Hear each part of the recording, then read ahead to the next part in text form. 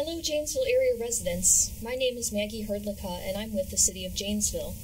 The city is very interested in keeping our residents informed about what's going on in the community in terms of the people, places, and projects that are going on in Wisconsin's Park Place. So for that reason, we've decided to revive this monthly program, Park Place Views, that's brought to you by the City of Janesville and JATV. Thanks, JATV, for your help in supporting this program. And thank you, viewers, for tuning in today. And today, for our first edition of Park Place Views, I'm joined by City Manager Mark Freitag. Welcome to the program, Mark. Thanks, Maggie. Glad to be here. Great. And Mark joined the City of Janesville team as City Manager in December 2013. Before that, he had a 25-year career in the United States Army. At the culmination of that career, he served as colonel in the Army. He was also the garrison commander of Fort Hood between 2010 and 2012.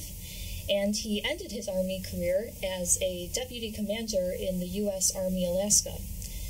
So again, thanks for being here, Mark. And before we get started talking about city business, I think that the viewers and myself, we'd like to get to know a little bit more about you on a personal level.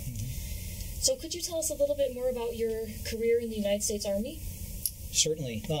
Maggie, I'll tell you that I was born into an Army family, and so I was born in Fort Huachuca, Arizona, right on the U.S.-Mexico border in 1966, where my dad and mom were stationed, and that's due south of Tucson, just outside of a little town called Sierra Vista. So started my Army career as an infant in 1966, and my dad was stationed throughout the United States. He had 2 tours in Vietnam, and so as he deployed over to Vietnam, my mom and I moved back to South Dakota, which is my parents' home. And so from a home perspective, I guess I can best describe South Dakota as my family's home. But being a military child, affectionately known in the military as a military brat, or an Army brat, we traveled around the United States, and so I think we lived in 10 or 11 different places between the time I was born and the time I graduated from high school, which gives you an interesting perspective certainly on the American way of life, because you see so many different perspectives, and I think you really get an opportunity to appreciate what a great country we do live in because of its diversity, because of its different cultural kind of settings, because of the different landscapes, the different things that you have opportunities to do no matter where you're living. And so for those first 18 years, I got to experience that wonderful life as a military dependent, moving around the country with my folks. And then at 18, I graduated from high school at Fort Campbell High School in Fort Campbell, Kentucky. That's home of the 101st Airborne Air Assault Division, and moved from there to West Point, and spent 4 years, just under 4 years, as a cadet at West Point. Frankly, I always wanted to serve in the military. Always wanted to be a soldier as far back as I can remember as a small child. And so, going to West Point seemed like the right thing to do to enter my own military career in the Army. And interesting about West Point is that, of all the places that I've lived, West Point was the longest I've ever lived anywhere, and that was just under 4 years. So in 1988, I graduated and headed out to my first duty station in El Paso, Texas, at Fort Bliss, Texas. And that was the home of the 3rd Armored Cavalry Regiment, which was my first duty assignment. And I was an armor officer, designated armor tanks, but most of my assignments were in cavalry units, and cavalry units are typically somewhere out forward on the flanks or to the rear of your main body formation. Essentially providing security, providing reconnaissance, and so that's kind of the world that I grew up in over those 25 years. In my own career, took many different paths. I started out obviously, in an armor cavalry career path, doing standard, kind of leadership positions, a platoon leader, executive officer, company commander, on to being a Squadron S3, Squadron XO, and then on to be a squadron commander. So I did all those things inside the armored cavalry world. By the way, during that time I had an opportunity to branch out into the world of the Eurasian Foreign Area Officer. The Army sent me in 1996 to Monterey, California, where we have our Defense Language Institute and had an opportunity to study Russian for a year, and then they sent me over to Germany, where I based out of, and then traveled throughout the former Soviet Union, getting to appreciate their language and their culture. So that was kind of a neat opportunity in the middle of my career, and had a couple deployments throughout the career. Started out in Desert Shield, Desert Storm back in 1990 and 91. Deployed to Operation Iraqi Freedom in 2003. Ended up in Baghdad, and then again deployed in 2005, 2006 for a very long deployment, a 16-month deployment into Al-Anbar in Baghdad. So 3 combat deployments, a tour as a United Nations military observer in the Republic of Georgia, using those Russian language skills that I had learned in the mid-90s, and then also, interestingly, as a foreign area officer, got to serve as an assistant to the defense attaché in the U.S. Embassy in Minsk, Belarus, again getting to use those Russian language skills, but getting a whole different perspective on our State Department and what our nation does in foreign countries. And so that was a great kind of backdrop that then took me to Fort Hood, Texas, where I served as the garrison commander from 2010 to 2012, and that gave me a taste of city management. Fort Hood, 90,000 residents on the base, supported population of about 320,000 off the base, so around 400,000 folks that come to Fort Hood for their services. And just like in a city, the garrison at Fort Hood provided for all the police, all the fire, the public works. We provided for all the religious service activities. We provided all of the child care facilities. We provided all of the recreation and morale and welfare kinds of programming, and oh, by the way, we provided all the training, the ranges and the simulation systems that prepare our soldiers to go to combat. And so a great experience for 2 years there in Fort Hood. And then my last tour in the Army was up in Fairbanks, Alaska, stationed at Fort Wainwright, which is one of 2 posts assigned to the U.S. Army Alaska. And I served as the deputy commander for U.S. Army Alaska. I was the senior guy at Fort Wainwright with our commanding general for all things in Alaska Army. Was based down in Anchorage at Joint Base Elmendorf-Richardson. And so as I ended the 25-year military career, it was just a great backdrop of different experiences that I think have set me up for success in encountering these daily changes and dynamics of city government. How has it been transitioning from military lifestyle to a civilian lifestyle? And are there any benefits of now living a civilian lifestyle, or anything that you miss about the military? Well, I think that, first of all, the transition has been much easier than I expected. I had heard some, horror stories, if you will, from other officers who had left the service. They got out into the civilian world and realized that they missed what they had just given up. And not that I don't miss the military and I don't appreciate, the camaraderie that's associated with the military unit. But, frankly, I find a lot of similarities between what I did in the military and what I'm doing here in city management. The one beauty is I don't have to wake up at 5-something in the morning to go run PT, which I like, and the challenge is I have to figure out what I'm wearing each day, and so my wife helps me get prepared for the day. But I would tell you that from a city management perspective, very, very similar to what I did at Fort Hood as the garrison commander. Here I have the city council that I report to.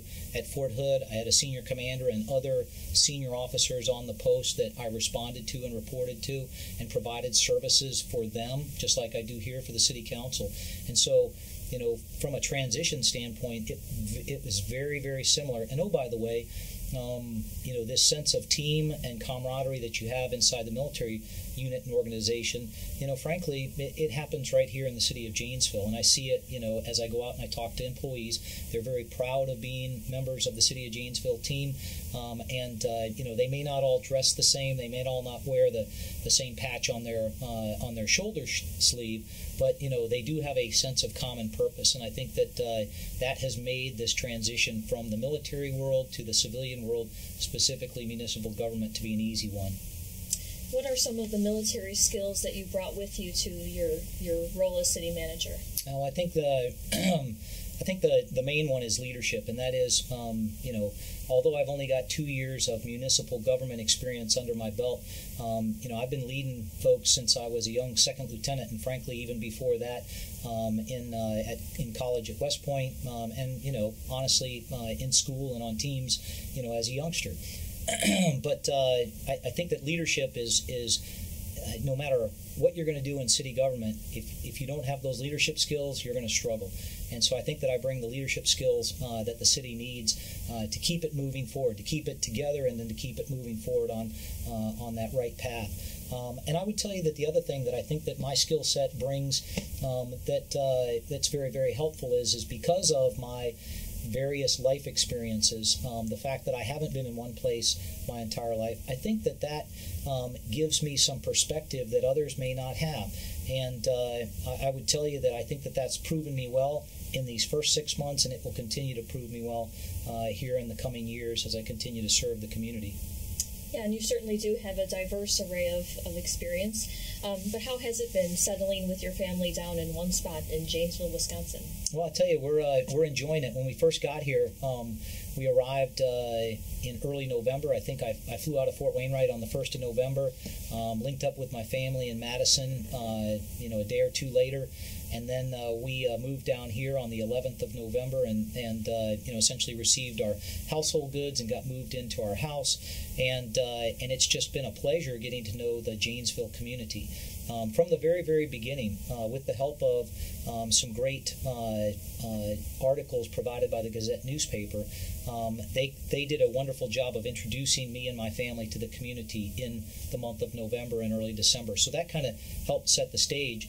But then the community, frankly, has come out and welcomed me like no community I've ever been in. And frankly, you normally get pretty good welcomes when you go to a military post as a new person, because everyone changes over so often. You have to reach out and welcome them in and bring them in very, very quickly. Well, that has happened here, surprisingly, in Janesville. I've had a whole bunch of people that have welcomed us.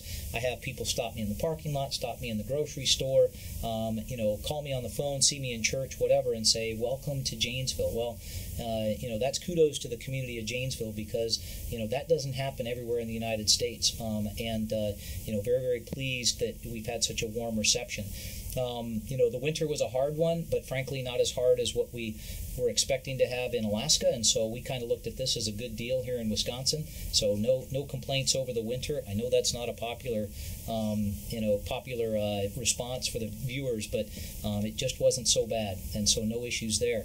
But frankly, the winter kept us kind of focused on the house inside, and this spring we've been focused on the outside and trying to keep up with the outside. The lady that we bought our house from, her name is Jean Cedor, and she's a master gardener and a designer, and just has a wonderful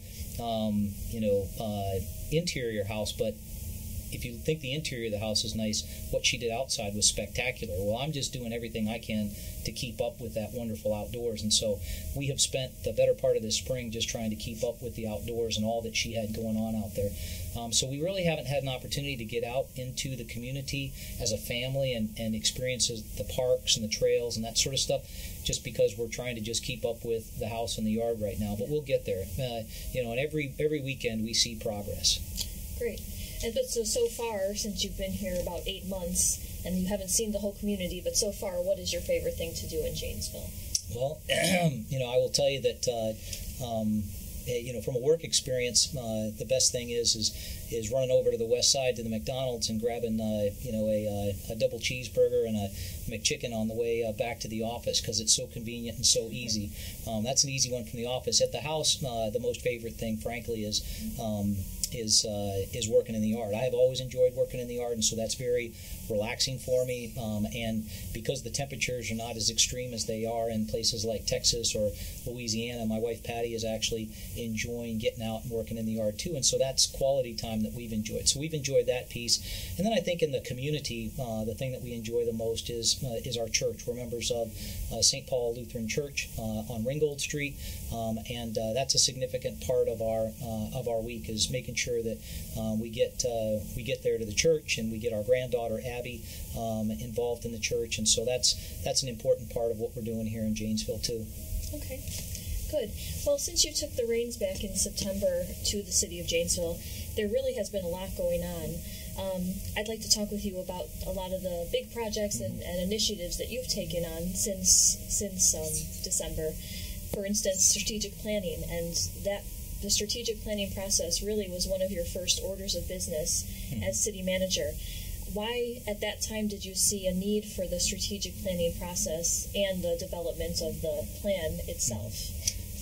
Sure. One of the things that I recognized as I did my research prior to coming into the interview in August was I recognized that one of the council goals was to develop a strategic plan, yet on the website I couldn't find for the life of me a strategic plan. And so during my interview process I asked the council, why no strategic plan, and kind of what's the way forward, and realized that the city didn't have one, and that it was the council's desire to get one. And so I started thinking about that as I was preparing to leave the Army and come on board, as to how I would attack that problem set and get after the fact that the city doesn't have a strategic plan, because I'm a firm believer that you got to have a mission statement. The workers need to know what they're supposed to be doing. The community needs to have a vision statement. The community has to have some dream of what it should look like in 20 to 25 years. And, oh, by the way, the city ought to have a strategic plan that guides them to that vision 25 years down the road. And we may do it in 5-year increments, but it will get us there.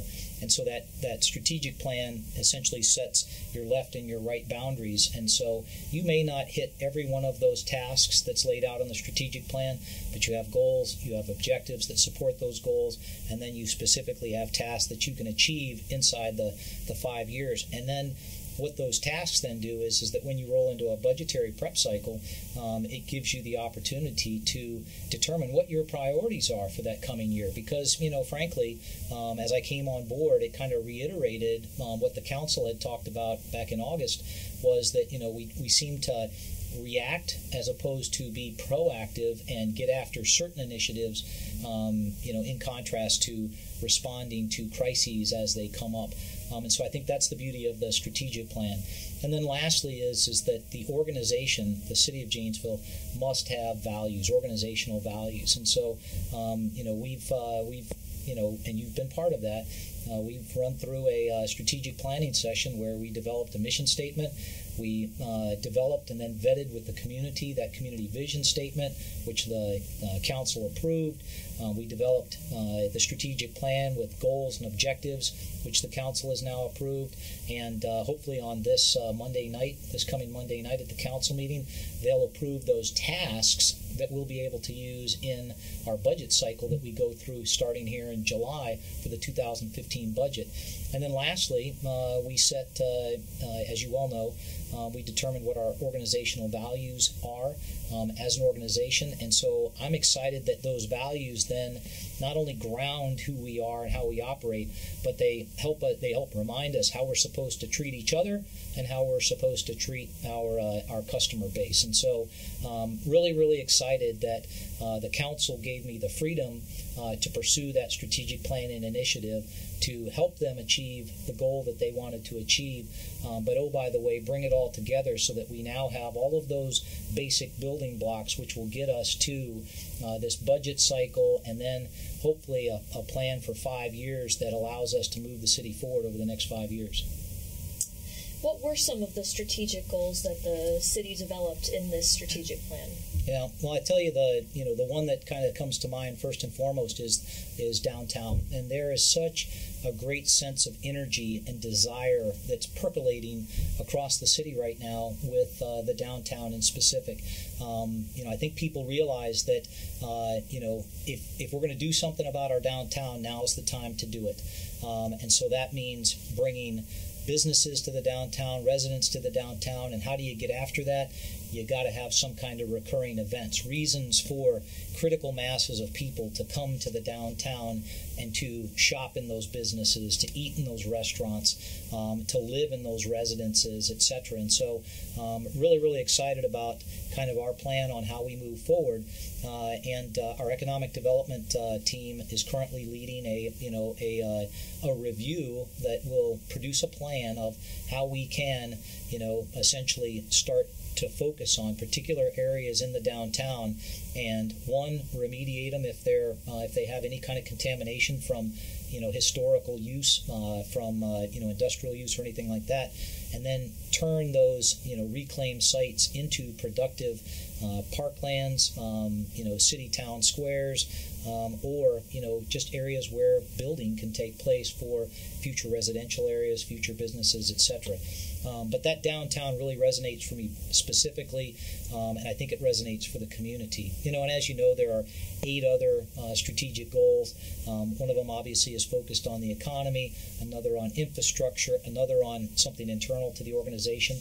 That's our performance culture and how we develop our own organization, and then something that's near and dear to your heart, obviously, is image and engagement. How do we tell the good news story about the city of Janesville and the hard work that every member of this 532-person organization is doing each and every day to support this community? Great. I'm glad you mentioned the downtown, because I know there has been a lot of activities going on, and our Economic Development Office has really been heavily involved with a lot of major players in the community in developing this strategy. How can citizens or community groups that are interested in being a part of this effort, how can they get involved? I tell you, we have there are a couple committees that are working inside the city structure to look at downtown redevelopment initiatives. But really, I think that there is a public information meeting that's coming up here in the month of July. I don't know the date off the top of my head. Maybe we can provide it on our upcoming list of events. But that's an opportunity for citizens to attend a public information update, a community engagement forum, to provide input to what they want to see in the downtown. And we've already done 2 of them. We did one early in I guess it was January. We did another one here at the end of April, and so this will be the 3rd one in July. And the intent is to get resident feedback on what they want to see. And as an example, right downtown where the Plaza Furniture Building currently sits, that's a site that the city owned. The city bought that piece of property with the intention of taking that building down and eventually doing something with it. Well, this plan has identified that would be the perfect location for us to establish and develop our downtown square, our city square, if you will, that central focal point for all things, official, all things community. Maybe that's where the farmers market eventually ends up on River Street there. But, that's just one example of, how citizens have come up with ideas, provided them to the consultant firm that we've hired to help us through this project, and then they've been able to take those ideas and communicate them into a plan. And so I'm really excited about what we're going to be able to present to the public here in the end of or mid-July. Great. And viewers at home, for your information, we will be talking in more detail about the downtown revitalization activities that are going on in a future Park Place Views program, so I hope you continue to tune in. Moving on, Mark, I wanted to ask you about the Central Fire Station Replacement Project. Mm-hmm. That certainly has been a big topic in the community of late. What's the current status of that project? Well, the project was approved on April 14th. For the city to move forward with our and go to final design. The council also at that time, approved a spending cap of $9 million for the entire project, and they authorized us through a resolution of necessity to start to negotiate with current property owners in that particular part of the city and that block. And to negotiate for the acquisition of their homes, and then to coordinate for relocation of those families to new residential areas here in town. And so that happened on April 14th, and the city is moving forward with all those initiatives. Kind of a quick update is, we have a team that's focused on acquisition and relocation efforts for the city, and there are 12 property owners that will be moved from their homes and relocated. Currently, I think we have 3 of the homes have been closed on or will be closed on. Let me correct myself. Closed on by the end of June. So that's a good news story. That we purchased the historic home that was down there that was up for sale, and so the city owns that. So we're about a third of the way through the acquisition process. So far, feedback is that the families that we've dealt with have been very, very pleased with the financial aspect of the negotiation process, but more importantly, the way that they've been treated by the city. I think there was some concern initially that the city was going to be unfair or unjust and not cooperative, and I think the city's done a great job of helping these families through this transition period. So that's been positive. Relocation, obviously, that's helping them move their items once they do find a new place to live. So that, the relocation and the acquisition moving forward quite nicely. As far as design, we currently are waiting for a design that is fit to this piece of property, this land. Obviously there's a city block or a triangle really that is the site of the future fire station. But we've got to figure out from those initial designs that we looked at back in the month of February, March, and April, how does that then transition and fit to this particular piece of property? So that's part number one, and the architect is helping us work through that. And then number two is we need to go out and do some soil samplings and start to figure out is there anything hidden underneath the ground that might make this a little bit more challenging than we originally thought. And so those soil samples are supposed to be taken here in late June. Kind of in the design realm, we stood up an ad hoc advisory committee that is really taking a look at the design, and they're specifically focused on how do we take this project cost and reduce it from $9 million as far down as we can. How can we still get the function that we need, the capability that we need, and the time that we need, with the resources that we need, with the and the aesthetics that we want in that particular neighborhood, but at the reduced level, at the cheapest amount we can.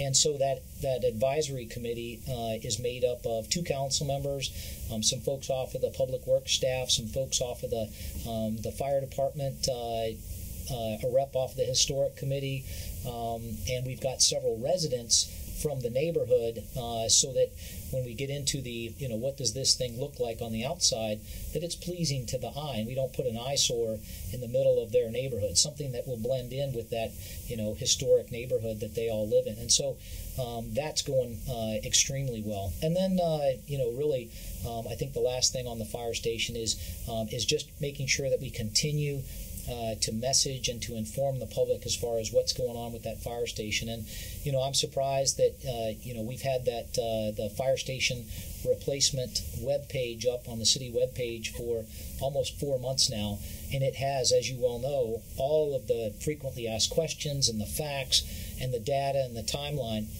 and either people choose not to go, or they choose to ignore what's been provided on there, maybe because they don't trust it. I think that would be unfortunate, but it's out there, and the facts aren't changing, and I hope that people will go on to the city's website, go to departments and divisions, click on the departments, scroll down to the fire department, click on the fire department, and they'll be able to access that fire station replacement project web page and learn everything that they want to know about the fire station. Great. And viewers, you can get directly to that webpage too on our website, www.ci.janesville.wi.us/Central Fire Station. So I hope you check it out. Mark, you and I both know $9 million, or even if it gets down to $8.5 million, that's a lot of money. Mm-hmm. So why do we need a new station for that price tag rather than renovating the current station for a lot less? Yeah, well, I think that the bottom line is that that fire station, current fire station, is 57 years old, and it over those 57 years has never received any kind of major renovations. And so, back in October, when the staff presented to the council, October 13, when the staff presented to the council, we can either renovate our current fire station, or we can build new. The dollar values came out, pretty much the same. You can build a new station versus renovate the old station, and the costs were relatively the same. Oh, by the way, the footprint for the current fire station, is not large enough to fit a new modern fire station, so you're going to have to take some houses anyways. And so the question is, really, if you're going to build new, how many how many houses do you end up having to take as part of that process? And what the council decided is that, if we're going to do this, let's put that fire station in the center of that triangular piece of land, so that it is a identifiable, nice appearing fire station as you enter, our historic hub here in downtown Janesville. And so the decision was made back in October, and it was really one of dollars and cents. One, costs were about the same, renovate versus build new. But if you build new, to be able to meet the capabilities that you need, you don't have enough space where you're currently at, so you need to be able to expand. Okay, makes sense to me, yeah. So, Mark, are there any other big changes that you've made to the city organization since you took the reins in December that we haven't talked about? Well, I'll tell you that, one thing that I did when I first arrived here is I recognized that from an organizational structure, our city had taken out a couple key leader positions and then never backfilled them, and that had been several years. And so several years ago, we lost the Leisure Services Department Director position, and we lost the Community Development Department Director position. And so we had, essentially 4 divisions, subordinate divisions, that were really free-floating, and they had not, been assigned a new parent at the department level. And so as I came in, I recognized that, I'd like to kind of clean up our command and control and our organizational structure, if you will. And so I took the Parks Department and the Building and Development Services division and the Planning Services division, and I added them to our Public Works Department, and then I took our Leisure Services division, our Recreation division, and then added that to the Neighborhood and Community Services Department. And so we've done a little bit of restructuring within the city. Functions remain the same, capabilities remain the same, some names have changed, obviously, but nothing significant that would affect what the average citizen out there is going to see. They just may not see those terms, community development or leisure services, anymore, just because officially those departments don't exist. Okay. And over the next 6 months or so, what do you plan to accomplish in the city? Well, I'll tell you the big thing that we've got really on the forefront, and if you'd remind me to come back to the road sustainment program, because I think we ought to talk about that. But the thing that's coming up in the next 6 months is the budget, is the 2015 budget. And I just finished reviewing and developing our 2014 capital improvement plan, and one of capital improvement program, but what that does is that kind of lays out what are those big ticket items that the city has to accomplish, from either vehicle purchases or equipment purchases or infrastructure improvements. What do we need to do to finish up 2014? And so just approved that. That's going to go to the council for an initial review on Monday night. But one of the things that I recognize there is we necessarily don't have a system where we review a 5-year capital improvement program as a matter of routine. And so I plan on instituting that into our budget cycle here in the coming fall, so that at the end of the budget cycle, come December of 2014, we already know the projects that we want to build and work on in 2015, which ties back to that strategic plan. We've already got them listed out there. We just need to apply them to the capital improvement program. But this budget cycle is just getting started, and this is a big deal for the city.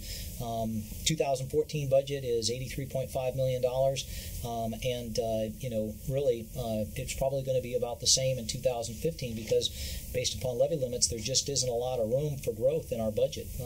And I would tell you that here in the month of July, we're going to issue budget guidance with the help of the council. We'll develop a budget timeline, and then in August, really, that's an opportunity for the departments, to figure out what they think they can do and what they think they can't do. And then in September, the city staff will figure out what we think our consolidated plan is. We'll take that to the council in October, get the council to wrestle with those very, very difficult choices about, do we decrease people? Do we add people? Do we decrease programs and services? Do we add programs and services? How do we make this budget balance? And that's the bottom line, because we got to balance it by state law. And then in the month of November, take it to the council officially to approve, and then in December to set the tax rate. So that's a process that's going to go on for the next 6 months, and that's really where my focus is going to be. We've got a new finance director coming on board. Former finance director is retiring after many wonderful years of service to the city, and so want to make sure that I'm as knowledgeable about our budget process as is the new finance director, and so we're going to learn together. Okay, great. Well, and I know that since you've been here, you've met with many residents, you've met with many business leaders, community groups, and elected officials, not only from Janesville, but from the region. Just wondering, what are some of the common threads that you hear, questions or issues that the people that you meet with bring up when you do meet with them? Yeah, I would tell you that there's some consistent themes and messages, and one of them is that folks want us to focus on roads, and we still want to talk about that. But they're dissatisfied with the quality of roads. They would like to see Janesville more increase in its appreciation for and its acceptance of diversity from a cultural or racial, a gender perspective, whatever, but to be more sensitive to diversity as a general topic for the city. And I would tell you, we've got our work to do inside the city too. I think I've mentioned to you before that the community's racial breakout is 88% white, 12% minority groups, African American, Latino, etc. Inside the city of Janesville workforce, we're 98% white, 2% minority, and so I've got my homework to do in figuring out how I change the diversity of the city workforce to more accurately reflect the community that we serve. And so I've got some work to do there. But besides roads and diversity, folks, obviously a very sensitive topic is sidewalks, and I hate to even bring that subject up, but it is very, very sensitive and an emotional topic, and always deserves great attention when people start talking about sidewalks. And I think the fourth thing that folks seem to bring up is they talk an awful lot about being a regional team player, and that is that Janesville needs to make sure that Janesville is cooperating with Rock County, with Beloit, with our other partners here in the county like Evansville and Edgerton, Milton, etc. And so we need to be a good team player not only in our county but in the larger region. And so, as you mentioned, I went out when I first got here in December, and I met with city administrators and managers from all of those communities. I've met with our state and federal legislators to the best of my ability, and then obviously in and around Janesville have been out meeting with local leaders, and so business leaders, community groups, citizens writ large. And I think that getting that feedback and trying to understand what the touch points are for the city is so important to my ability to effectively manage city operations, as long as I'm staying within, obviously, council policies, council direction, and their financial left and right limits. But got a lot of work to do, obviously, in that regard too, is making sure that I stay on that path, and that is to continue to get out and not get sidetracked into the office where I spend 8 hours a day in the office versus 8 hours out or 4 hours out engaging the community, because I think that's extremely important in this particular job. As the city manager with a city manager council, a manager council form of government, without that mayor, someone needs to be the face of the city. Someone needs to be out engaging people, and in this kind of this system, that falls on the manager. And so it's important for me to be able to be out and see people and engage them on a daily basis. Can we talk real quick about the roads and the road sustainment program? Yeah, you mentioned that just a second ago. Yeah, you mentioned a couple times roads and how that's a big issue, condition of roads here. So, and I have heard that we are putting a referendum on the ballot for November. Can you speak more about that and what's the story? Yeah, what we've determined is that back in the late 80s and 90s we built a whole lot of roads, but since then we have not done a good job of keeping up with those roads. And so now the city finds itself with 331.5 miles of roads inside the city limits. And on average, a road will last anywhere between 20 and 25 years. But somewhere in that time period, you've got to repair it. And because we built all these roads, 20 to 25 years ago, they're all coming due. And some are in better shape than the others. And we have a rating system that classifies a road at its worst, 1, at its best, brand new, 10. And so we know the standards of our roads and the quality of our roads across the city, all 331.5 miles. The challenge is having funding to keep up with a repair program that gets after that problem set, over time. And it's not something that you do this year and then don't do next year. This is something that you continue to do year after year. So what the city's been doing has been doing 5.5 miles of road repair every year. This year we increased it to 6.5. Bottom line is our analysis tells us that we have to do 12 a year just to keep pace with that 331.5 miles of road. So we almost need to double what we're doing this year. Well, that's going to come at a significant cost. Obviously, when you look at funding, funding is always tight. And so the question is what do you want to do without if you're going to start something new? Or in this case, what the council said they'd like to look at is borrowing that total cost, borrowing 40%, but appropriating 60%. And the way that you would appropriate that money is go to the residents, go to the voting population and say, if roads are important to you like you say they are, we request that you authorize us to appropriate and to operate above our tax levy limit by such and such a percent to cover this amount to be able to continue to sustain this road program over the coming years. And whether there's a sunset clause in there, i.e. this council approves 10 years or approves 20 years, I foresee this being something that continues on in perpetuity. And so the question will be is whether the voters want to support appropriating the money and operating outside of our tax levy limits vice finding another solution. And frankly, if you find another solution, it means something inside the city's got to give. And then the question is what has to give.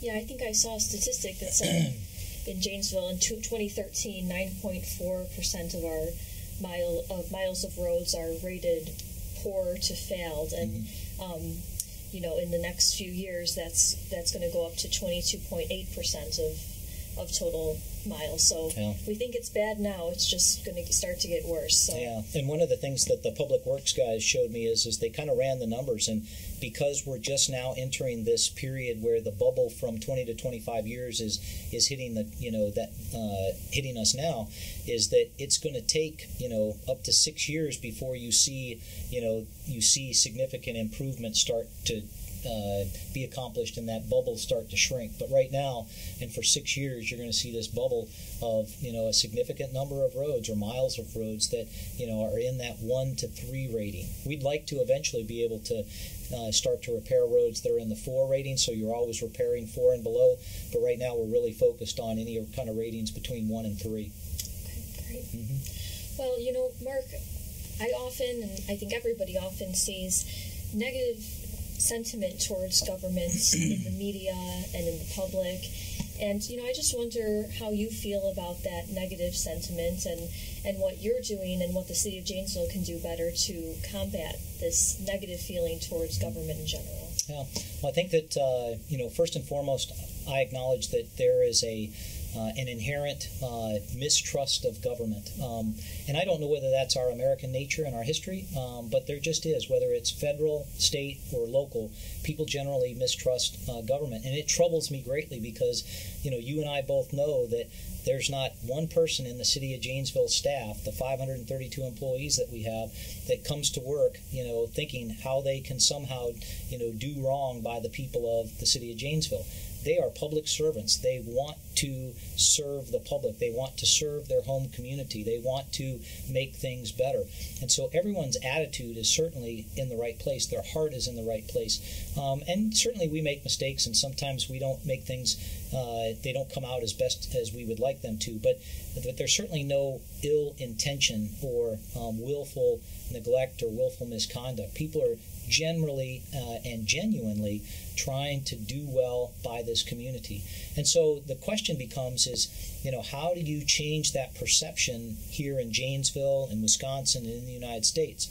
Well, I can't affect Wisconsin and the United States, but I'm going to try my hardest to make sure that we do right by the people of Janesville and change that perception within our own community. And so how can we do that? Well, one, we can do that by being as transparent as possible. And there's been a lot of conversation and hoopla about transparency, but the bottom line is that we are about open government, and we want to make sure that people know what we're doing. We're not trying to hide things. Obviously, there are some times where, for confidentiality purposes, we're not going to disclose discussions, whether it's based upon personnel action or a discipline action or individual evaluations, things like that, or whether it's something where we're trying to buy a particular piece of property and we don't want to lose our bargaining advantage that we might have in going into a piece of property. But writ large, we need to make sure that we're transparent.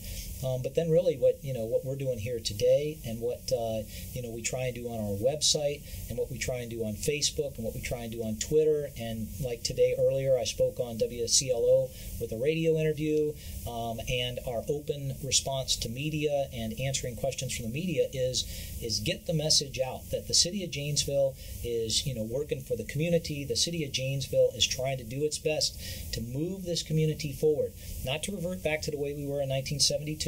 And I know that was a good time, but we're never going to get to 1972. But we can get to 2015, and we can get to 2020, and we can get to 2040. And so let's figure out how we do that. And I think the best way that we can help change perceptions across the community is by positive messaging, transparency, and then, frankly, when we do make mistakes, owning up to our mistakes. Good. Well, I wish you luck with that. Yep, going to work on it. I've got someone that's going to help me do that. Yeah, so thank you, Maggie. We try, yeah. Well, Mark, we don't have much time left, so I'd like to wrap up with some rapid-fire questions, and these are totally just for fun, but you have to answer quickly. Okay, so are you ready? Yep. Okay, what's your favorite sports team? And remember, you are in Wisconsin now. Dallas Cowboys. Ooh, okay. Favorite music genre? Alternative. Okay, favorite food? Hamburgers. Okay, any restaurants in Janesville that you can't live without? Culver's. Okay, what's the one book that everyone should read? Hunger Games. Okay, and then what would your wife say is the most annoying thing about you? Oh, wow. I better be careful on this one. When I'm mad, I'm quiet. And so if I ever just go silent, that's not a good sign. Oh, that's dangerous, Yep. Yeah. Okay. Any last thoughts you have for our at-home viewers that you'd like them to know? No, I just would share with you and with the community that I'm very, very excited about being here. I am proud, beyond all get out, to be the city manager in Janesville. I'm here to serve. I'm available 24/7, 365. I've told people that many, many, many times. And so if you have an issue, a question, or something that you need me to address, please contact me either at the city, 755-3177, or come down to the municipal building, 4th floor, and come see me. The door's always open. I'm not always there, but if I'm there and you have an issue that you want to talk to me about, I'm there for you. Great. Well, thank you, Mark, so much for being here today. I think it was a great opportunity to give our viewers at home a better glimpse into you personally and also what's going on at the city. So thanks so much for spending your afternoon here. Thanks, Maggie. Glad to be here. On your screen, you'll see some additional ways to stay connected to the city of Janesville. I hope you continue to tune into Park Place Views each month, but there's several other ways you can get information from the city. You can like us on Facebook at facebook.com/City of Janesville. You can follow us on Twitter at twitter.com/City_Janesville. You can sign up to receive emergency alerts from the Janesville Police Department by going to nixle.com, nixle.com/Janesville-Police-Department. And finally, if you'd like to receive our press releases on a weekly basis, in addition to notifications about snow emergencies, road closures, program cancellations, and much more. You can sign up at our website, www.ci.janesville.wi.us/email lists. On your screen, you'll see upcoming events for the City of Janesville. We always have several public meetings going on, but there's also a lot of fun activities in the city for kids, for adults, and for the whole family.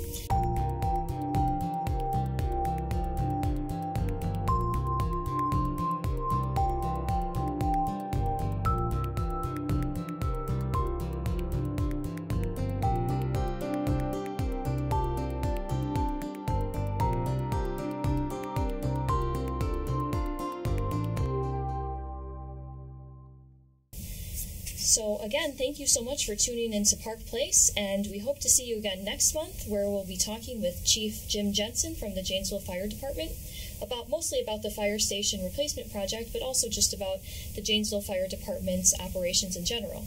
So thanks again, and have a good evening.